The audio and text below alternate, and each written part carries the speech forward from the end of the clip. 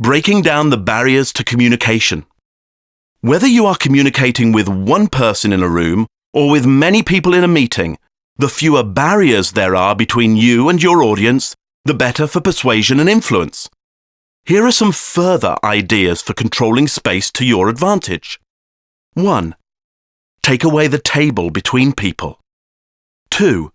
Seat yourself at the corner of the table at a 90-degree angle to the other party. 3.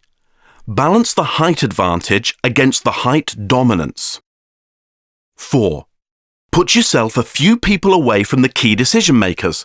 Having a safe barrier between their seated position and you standing, they will feel protected and more relaxed. 5.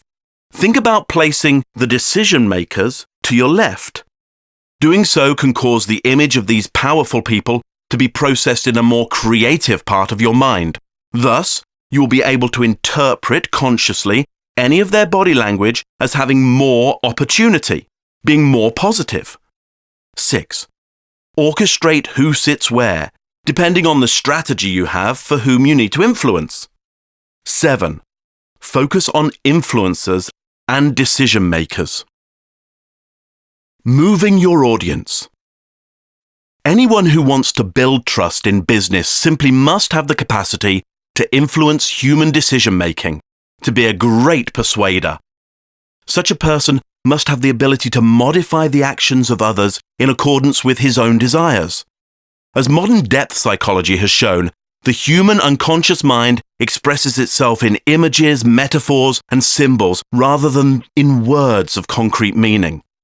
If you wish to have a conversation with your own and your audience's unconscious master in order to influence it at the deepest level, you must use the same. With nonverbal influencing and persuasion techniques, you are physically, vocally, and environmentally expressing images, metaphors, and symbols that can quickly move people through a progression of deep changes, whether it be toward a new feeling, a new thought, or a new physical place. Not by coincidence, the idea of moving an audience through a progression of changes is also the function of a story or a narrative. Without change, there is no story. So in order to take an audience on a journey to a new feeling or thought, and furthermore, to persuade its members to make decisions that are in line with your own goals, you have to take them through some changes in their own physicality.